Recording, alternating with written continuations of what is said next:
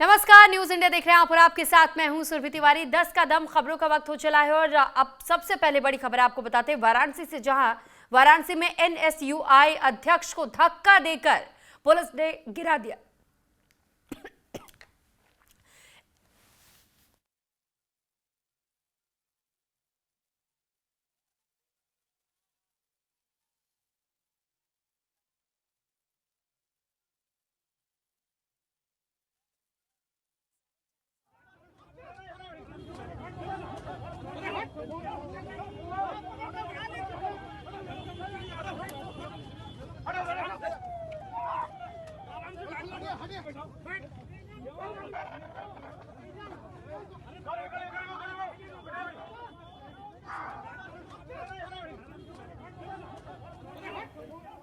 NSUI के राष्ट्रीय अध्यक्ष वरुण चौधरी को घसीटा गया। काशी में वीबीजी रामजी बिल के विरोध में प्रदर्शन कर रहे कांग्रेस कार्यकर्ताओं की पुलिस से झड़प हो गई। कांग्रेस कार्यकर्ता प्रधानमंत्री जनसंपर्क कार्यालय घेरने जा रहे थे। पुलिस ने उन्हें रोका, लेकिन कांग्रेसी जिद पर अड़े रहे। वे बैरिकेडिंग फाड़ने की कोशिश करते रहे। इस दौरान बवाल हो गया। एनएसयूआई के राष्ट्रीय अध्यक्ष वरुण चौधरी को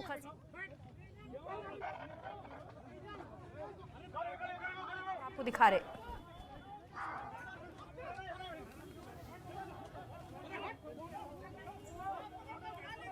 और इस वक्त हमारे साथ यूपी कांग्रेस प्रभारी जुड़ चुके हैं, अविनाश पांडे जी। अविनाश पांडे जी, उत्तर प्रदेश में कांग्रेसी कैसी तरीके से पिटते रहेंगे? देखिए, ये पूरे देश में और विशेष रूप से उत्तर प्रदेश में, और वो भी काशी जो कि माननीय प्रधानमंत्री जी का चुनाव क्षेत्र है, वहां पर शांतिपूर्ण तरीके से मनरेगा को बचाने के लिए एनएसयूआई के छात्रों ने जिस आंदोलन का, शांतिपूर्ण आंदोलन का आयोजन किया था, सबसे पहले तो उन्हें एक रात पहले ही उनके हॉस्टल्स में निगरानी में रख के उन्हें वहां से जाने से रोका गया। और उसके बाद जब वो शांतिपूर्ण तरीके से प्रदर्शन कर रहे थे, तो जिस प्रकार का बर्बरतापूर्ण लाठीचार्ज सभी छात्रों पर और हमारे ऑल इंडिया एनएसयूआई के अध्यक्ष वरुण चौधरी जी पर किया गया, इसकी मैं घोर निंदा करता हूं। ये पहली बार नहीं है जब यूपी का प्रशासन पुलिस बल के आधार पर जनतंत्र और लोकतांत्रिक तरीके से विरोध प्रदर्शन का दमन करने का हमेशा जिस प्रकार की नीति उन्हें अपनाई है, मैं समझता हूं इसका मैं घोर विरोध करता हूं। छात्र जो कि शांतिपूर्ण तरीके से प्रदर्शन करने के लिए उन्होंने पहले ही घोषणा की थी जी, और अविनाश उन जी। पर और ना ही सिर्फ लाठीचार्ज किया गया, आपने देखा होगा तस्वीरों में जिस प्रकार से उनको पूर्ण रूप से लहूलुहान कर दिया गया है। मैं नहीं समझता कि इस प्रकार की पुलिस बर्बरता आम जनता देख रही है, और ये इस प्रकार का अनकही आपातकालीन की स्थिति जिस प्रकार से पूरे देश में है, इसकी जनता इसका जवाब देगी और इसका घोर विरोध करेगी। लेकिन अविनाश जी, आपने कहा शांतिपूर्ण प्रदर्शन था, आप लोगों के साथ में ये बर्बरता की गई, जो कांग्रेस के यहाँ पर तमाम कार्यकर्ता थे। ये तस्वीरें हम दर्शकों को दिखा भी रहे, लेकिन कल की तैयारी क्या है कांग्रेस की ओर से, क्योंकि कल तो प्रियंका गांधी जी का जन्मदिन भी है। जी, पूरे प्रदेश के अंदर में प्रियंका जी के इस जन्मदिन के अवसर पर हम अगले 100 दिनों का कार्यक्रमों की घोषणा करने जा रहे हैं। पूरे प्रदेश में हर जिलों में माननीय हमारी नेता, लोकप्रिय नेता प्रियंका जी के जन्मदिन को जोर शोर से और काफी उत्साह के साथ आयोजन किया गया है। विशेषता ये होगी कि 9 तारीख को लखनऊ में जो हमारी पॉलिटिकल अफेयर्स कमेटी की मीटिंग थी, उस कमेटी की मीटिंग में अगले 100 दिनों के कार्यक्रमों की घोषणा। लेकिन सिर्फ मीटिंग करने से होगा क्या अविनाश जी? क्योंकि आपका संगठन उत्तर प्रदेश में इस कदर मजबूत दिखाई नहीं देता। समाजवादी पार्टी का बार बार सहारा लेना पड़ जाता है। मोदी और योगी के शासन को जिस प्रकार से पूरे प्रदेश में हिला कर रखा हुआ है, और बिना कोई प्रदर्शन के लाठीचार्ज तो नहीं हो सकता। जिस प्रकार से वो भयभीत होकर और जिस प्रकार से विचलित होकर आम आंदोलनों को दमन करने की जो नीति है, अगर उन्हें लगता कि इस प्रकार की कोई ताकत नहीं है, तो बार बार अजय राय जी को और पूरे प्रदेश के अंदर कांग्रेस के नेताओं को जगह जगह पर गिरफ्तार नहीं किया जाता।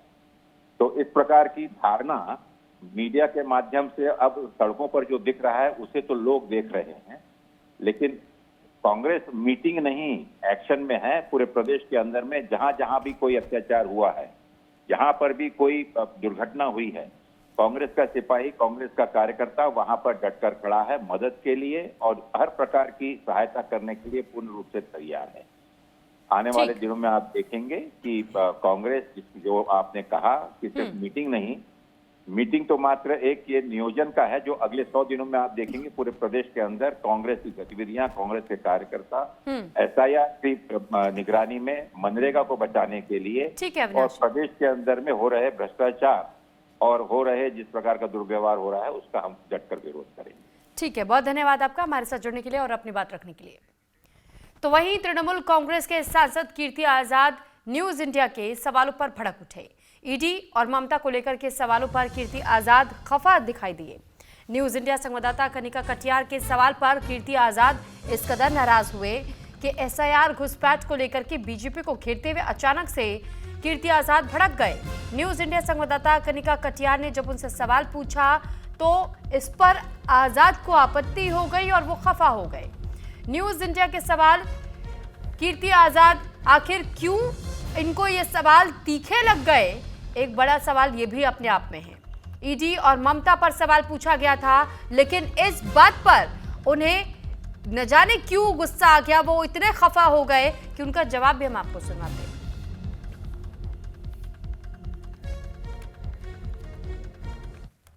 सरकार से प्रश्न पूछना चाहिए कि आप 11 साल से हैं, अब तक आपने घुसपैठिए का क्या किया? ये प्रश्न है, ये ज्वलंत ना कि एसआईआर कर तो करने दो पूरा भाई। कह तो रहे एसआईआर कर रहे हैं घुसपैठियों को हटाने के लिए।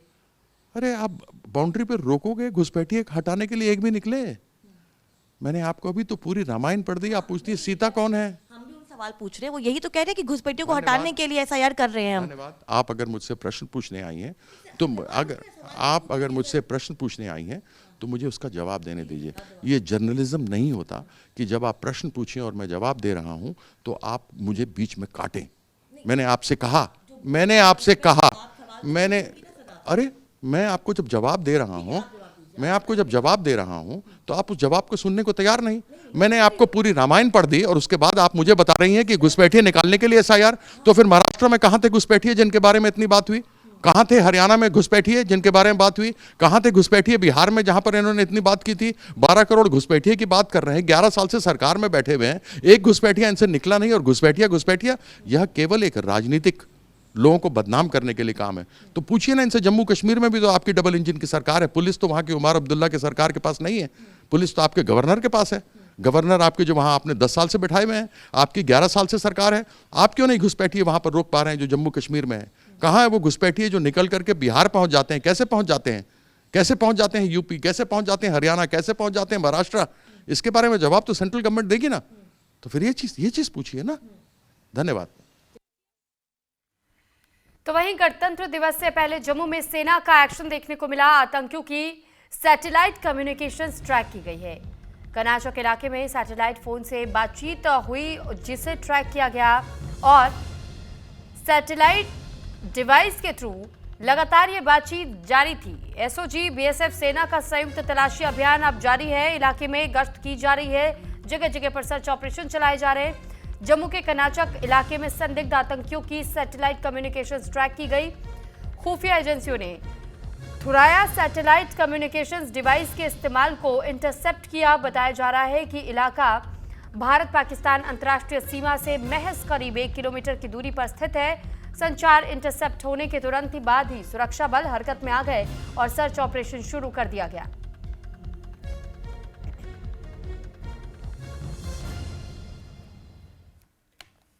फिरोजाबाद में 2 समुदायों में तनाव। नारखी थाना इलाके के डोरी गांव का यह पूरा मामला बताया जा रहा है। राम मंदिर पर कथित आपत्तिजनक टिप्पणी का यह मामला सोशल मीडिया पर कथित टिप्पणी की गई थी। बजरंग दल और ग्रामीणों में इस बात को लेकर के झड़प भी देखने को मिली। बजरंग दल कार्यकर्ताओं पर पथराव हुआ। पथराव में कई कार्यकर्ता जख्मी हो गए। फिरोजाबाद में सोशल मीडिया पर की गई एक आपत्तिजनक पोस्ट को लेकर के 2 गुटों के बीच तनाव फैल गया। मामला इतना बढ़ गया कि दोनों पक्ष आमने सामने आ गए और झड़प हो गई। इस दौरान कई लोगों के घायल होने की सूचना है। घटना की जानकारी मिलते ही पुलिस मौके पर पहुंची और हालातों को नियंत्रण में लिया। बताया जा रहा है कि फेसबुक अकाउंट से राम मंदिर से संबंधित एक विवादित पोस्ट की गई थी। पोस्ट में लिखी गई टिप्पणी को लेकर के गांव में नाराजगी फैल गई। पोस्ट के वायरल होते ही राष्ट्रीय बजरंग दल के कार्यकर्ता सक्रिय हो गए और गांव डोरी पहुंच गए।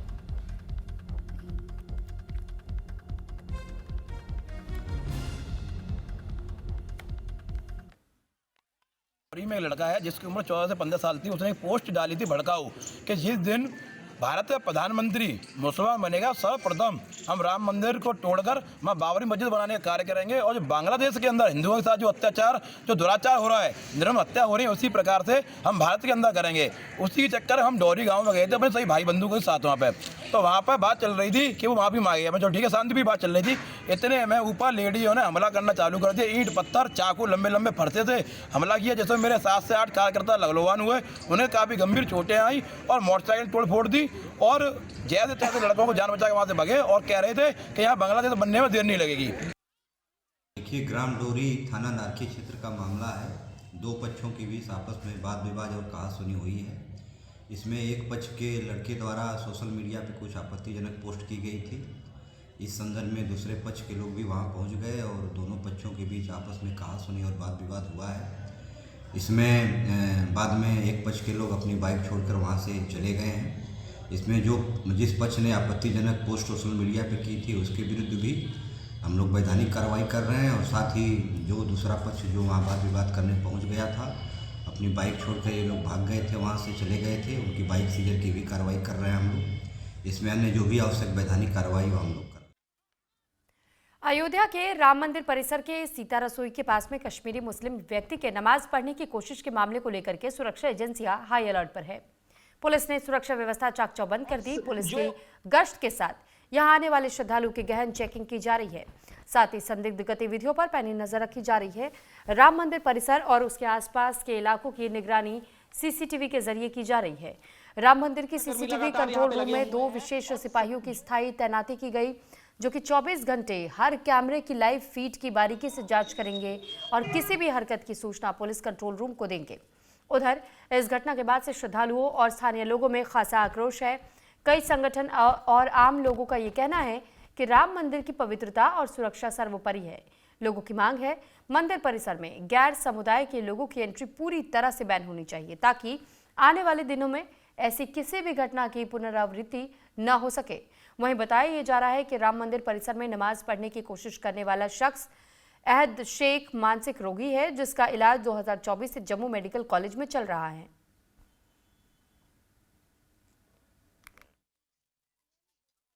इस तरीके से कल सामने घटना निकल के आई है, उसको लेकर के कुछ लोग मौजूद हैं जो बाहर से आए हैं, हम उनसे भी बात करेंगे। महाराज जी, क्या कहना है जिस तरीके से यहाँ पे घटनाएं कल आई हैं नमाज पढ़ने की, तो क्या कहेंगे उस पे? इसको विपक्ष ने प्रेरित किया है जी। विपक्षी घटना है, विपक्ष चाहता है कि नेपाल जैसी घटना हो। जैन होती है ना, जैन जी हाँ। उसकी जैसी घटना अशांति भारत में भी फैले, अच्छा, जिससे ये मोदी को हटाया जा सके। कश्मीरी जो था वो नमाज पढ़ने की कोशिश किया। अच्छा, क्या आपको लगता है कि राम मंदिर में गैर समुदाय के लोगों की भी एंट्री होनी चाहिए? ये आज भी उसकी बाबरी मस्जिद मानते हैं इसको। अच्छा, मुसलमान कभी ये नहीं चाहते कि राम मंदिर, तो वो राम मंदिर दर्शन करने नहीं, बाबरी मस्जिद को देखने आते हैं। हाँ, बाबरी मस्जिद की जगह पे हम नमाज पढ़ेंगे, इनका मतलब ये है। अच्छा, हम अपनी नमाज क्यों नहीं छोड़ेंगे यहाँ?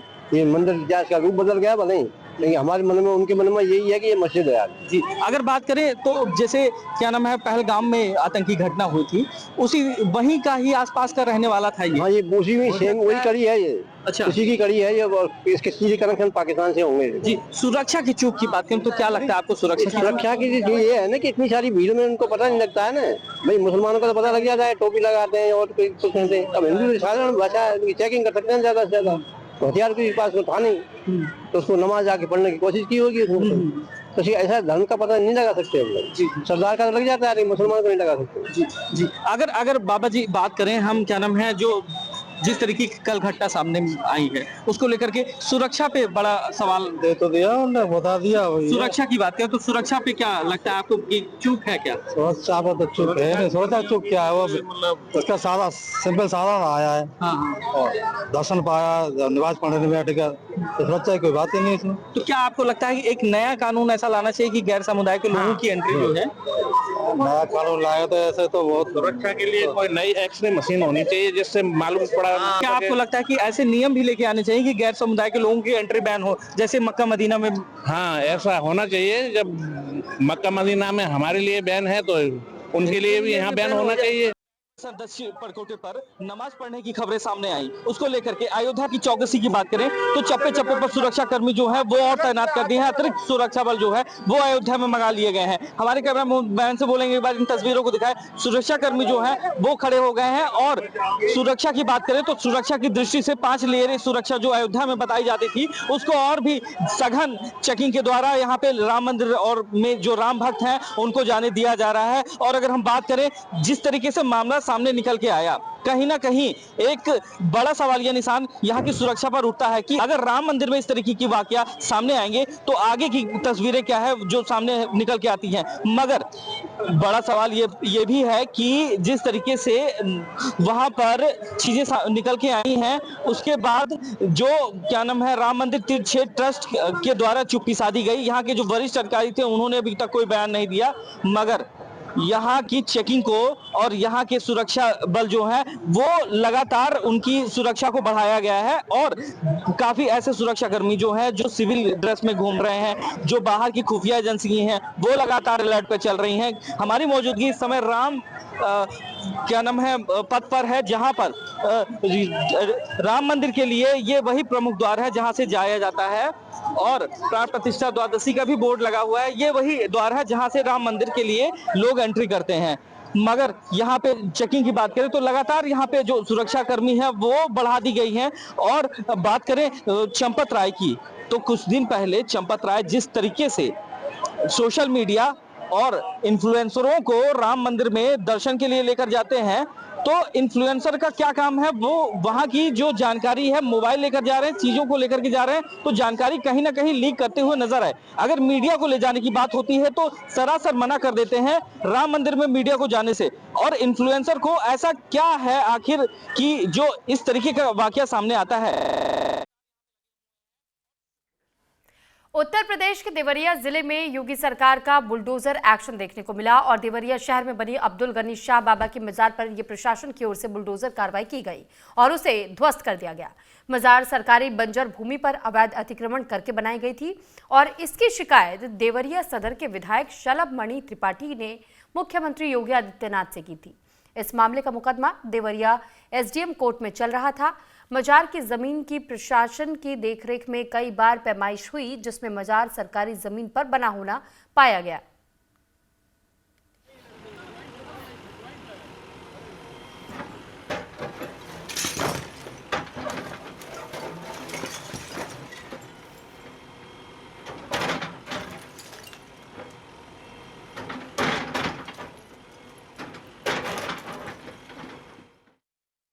देवरिया में अब्दुल शाह गनी के मजार पर बुलडोजर की कार्रवाई लगभग 3 से 4 घंटों से लगातार जारी है।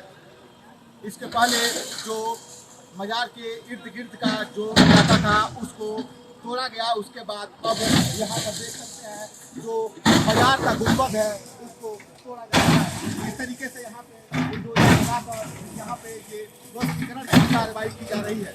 इस वक्त हम ओवरब्रिज पर मौजूद हैं और ओवरब्रिज पर दोनों तरफ बैरिकेडिंग लगा दिया गया है और लोगों को जो वाहन है उन लोगों का आना जाना भी रोक दिया गया है। और इस ओवरब्रिज पर बुलडोजर को ध्वस्तीकरण की कार्रवाई की जा रही है। आपको बता दें कि देवरिया सदर विधायक शलभ मणि त्रिपाठी ने यह मामला उठाया था कि यह जो मजार है वो पूरी तरीके से अवैध है। इसके बाद एसडीएम कोर्ट ने इसको अवैध करार देते हुए आज ध्वस्तीकरण की कार्रवाई कर रहा है। इस तरीके से आप यहाँ पर देख सकते हैं कि किस तरीके से जो मजार का गुम्बद है उसको ध्वस्त किया जा रहा है। सुरक्षा व्यवस्था की बात करें तो यहाँ पर चप्पे चप्पे पर पुलिस फोर्स की तैनाती की गई है। कहा जाए तो यहाँ पर छावनी में इसको तब्दील कर दिया गया है। लगातार पुलिस यहाँ पर पेट्रोलिंग कर रही है। लेकिन जिस तरीके से यह मजार आज देवरिया में गिराया जा रहा है, कहीं न कहीं यह राजनीतिक मूल भी पकड़ सकता है। देवरिया से न्यूज इंडिया के लिए संदीप कुमार। बिहार चुनाव में मिली हार के बाद से पहली बार मीडिया के सामने आए तेजस्वी यादव ने ये कहा है कि ये चुनाव लोकतंत्र नहीं बल्कि धनतंत्र से जीता गया। अब 100 दिनों तक सरकार बनने के बाद में किसी भी विषय पर सवाल नहीं उठाऊंगा। मैं इंतजार करूंगा कि 100 दिन बीतने के बाद से, और उसके बाद मैं अपनी बातों को जनता के सामने रखूंगा। 100 दिन बाद इस सरकार की गलतियों को लेकर के सामने आऊंगा। माताओं बहनों को 2 लाख मिलता है कि नहीं, 1 करोड़ युवाओं को नौकरी मिलती है या नहीं, हर जिलों में उद्योग लगाने की बात की गई है, फैक्ट्रियां लगती है या नहीं, मौजूदा सरकार ने जो घोषणा पत्र जारी किया उसे ये जमीन पर लाते भी है या नहीं, ये मैं देखूंगा और उसके बाद बोलूंगा।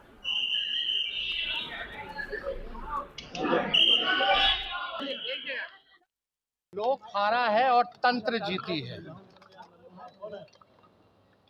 आप कह सकते हैं कि लोक की हार हुई है और तंत्र की चुनाव में जीत हुई है। जनतंत्र को इन लोगों ने धनतंत्र और मशीन तंत्र बना दिया है। हम लोग सब लोग जानते हैं कि क्या षड्यंत्र रचा गया, छल कपट से ये लोग चुनाव जीते। लेकिन नई सरकार कैसे बनी है ये पूरा देश और बिहार की जनता जानती है। एमपी के इंदौर में दूषित पानी की वजह से कितने लोगों ने अपनी जान गंवा दी, पूरा देश इस खबर को सुनने के बाद से सदमे में आ गया। दूषित पानी अब इंदौर से निकल करके देश के कई शहरों और कई गांवों तक भी पहुंच गया है। यूपी का बागपत भी गंदे पानी की चपेट में है। बागपत के लोग काला पानी की सजा काट रहे हैं। एनजीटी के आदेश के बावजूद हिंडन कृष्णा नदी किनारे 50 गांवों को न स्वच्छ पानी मिला, न मरीजों को इलाज। हमारी कल्पना से ज्यादा डरावनी हकीकत है। बता दें कि बीते कुछ सालों में यहां सैकड़ों लोगों की मौत कैंसर के कारण हो चुकी है, जबकि कई लोग आज भी इस जानलेवा बीमारी से जूझ रहे हैं। गांव के लोग बताते हैं कि पीने के पानी का एकमात्र सहारा हैंडपंप और नलकूप है, जिनका पानी पूरी तरह से दूषित हो चुका है। इसी पानी के इस्तेमाल से बीमारी घर घर फैल रही है। स्थानीय लोगों का यह आरोप है कि जल स्तर और पानी की शुद्धता को लेकर के प्रशासन पूरी तरह उदासीन बना हुआ है।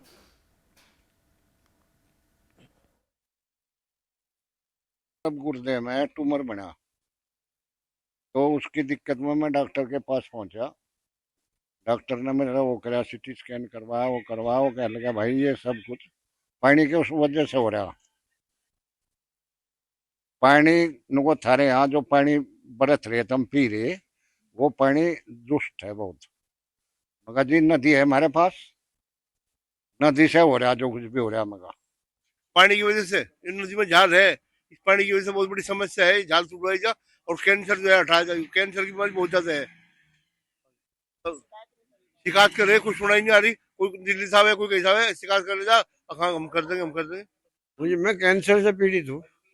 कारण ये है शरीर में पहले गांठ हुई और वे फिर आगे बढ़ती शुरू हो गई, गांठ बड़ी होती रही, फिर टेस्ट करवाए तो कैंसर डिक्लेयर हो गया।